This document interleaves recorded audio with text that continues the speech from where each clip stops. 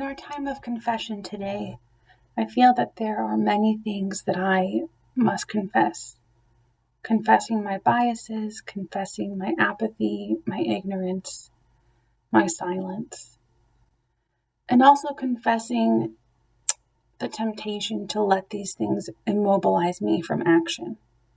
and keep me from doing the work that I know needs to be done, both in my heart and in my relationships and in my community. During this time of silent confession, I invite you to think about the things that you would like to confess and to question whether or not they are keeping you from taking action.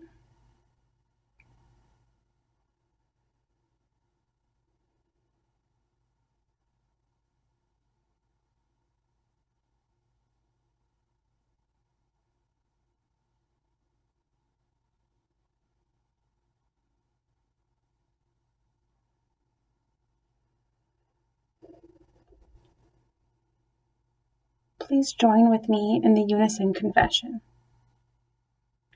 It would be much easier, Jesus, to ignore the hard truths around us, the widening gap between rich and poor, the consistency with which the powerful get their way, the bending of rules and the self-enrichment of the connected and influential,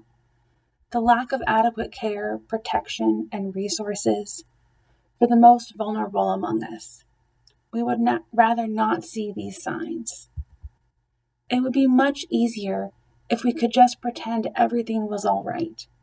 if we could prophesy goodness and light and ignore the darkness and evil, if we didn't have to offend the status quo or challenge the comfortable, if we could convince ourselves that the cross was just a one-time thing, your calling, not ours. But we can't do this, Jesus, because we know too much. Your gospel has captured us and opened our eyes, and we have become slaves to love, the love that must speak for the voiceless, the love that must challenge injustice, the love that draws lines of division between truth and denial, between compassion and expediency. Give us the courage to acknowledge what we see, to name the signs of the times, to disrupt the way things are in the name of what should be, to divide in order to heal and restore, and to live our lives for the sake of love. And as you continue your work of confessing, of self-reflection,